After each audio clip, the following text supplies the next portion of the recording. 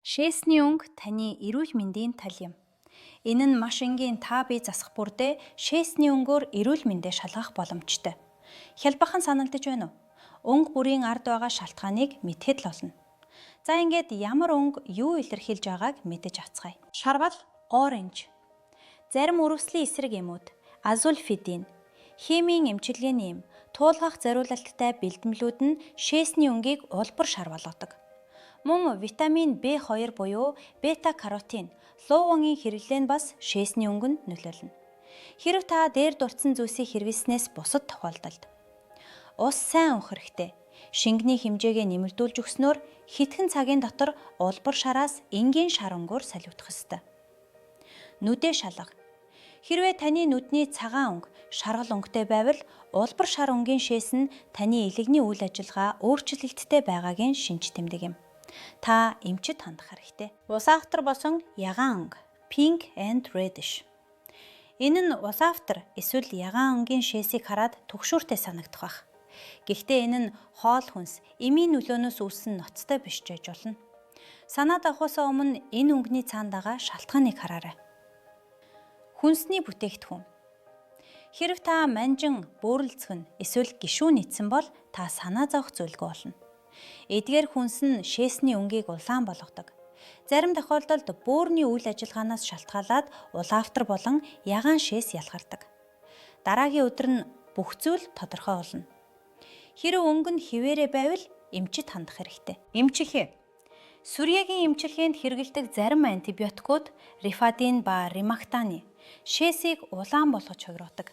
Шээсний замын халдварыг эмчлэхэд хэрэглэдэг феназопиридин мөн сена агуулсан хоруу чанар нь ягаан өнгөтэй болох нэг шалтгаан байж болно. Цусан дахь шээс нь шээсний замын халдвар, бөөрийн өвчин, хорт хавдар, давсаг, бөөрийн чулуу зэрэг өвчний шинж тэмдэг байж болно. Тиймээс та эмчит хандна уу? Маш ховор тохиолдолд эмэгтэйчүүдийн сарын тэмдгийн үед шээсний өв нь улаан болдог ажээ. Ногоон ба хөх. Энэ өнгийг хараад та шоконд орж магадгүй. Гэвч маш ховор тохиолдолд ногоон болон хөх өнгөтэй болдог байна. Одоо ямар шалтгаантай болохыг мэдэж аваарай. Хоол хүнс. Химийн будагтай хүнс эсвэл аспараг идсэн тохиолдолд санаа зовох зүйлгүй аж. Энэ үед 1-2 хоногийн дараа хэвийн байдалтай орно. Эмчилгээ. Зарим эм амитриптилин, индометасин, пропофол нь өнгө өөрчлөгдөх шалтгаан болдог. Анхаар. Хэрэв та дээр дурдсан зүйлсийг хэрэглээгүй бол эмчит хандах хэрэгтэй. Ногоон өнгө нь шээсэн дах сюдомонас бактерийн улмаас ховор тохиолдолд ийм шинж тэмдэг илэрдэг. Энэ нь бөөрийн чулуу үүсгэх шалтгаан болдог ажээ. Бор өнгө. Хэрэв таны шээс хүрэн өнгөтэй гарвал шингэн алдагтын шинж тэмдэг байж магадгүй юм. Мөн буурцаг, гишүүнээс борж өнгө нь өөрчлөгдөж болох бөгөөд шингэн зүйл сайн уувал хэвийн байдагтаа эргэж орно. Ус уусны дараа өнгө хിവэрэ байвал эсэг болон бөөр хэвийн бус байгааг илтгэнэ.